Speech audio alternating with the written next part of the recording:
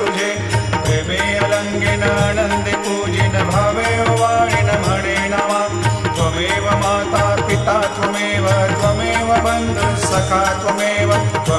विद्या द्रविणं त्वमेव सर्वं मम देवदेव कायेन वाचा मनसेन्द्रियैर्वा बुद्ध्यात्मना वा प्रकृति स्वभावात् करोमि यद्यत् सकलं परस्मै नारायणायति समर्पयामि अच्युतं केशवं रामनारायणं कृष्णदामोदरं वासुदेवं हरिं श्रीधरं माधवं गोपिकावल्लभं जानकीनायकं रामचन्द्रं भजे हरे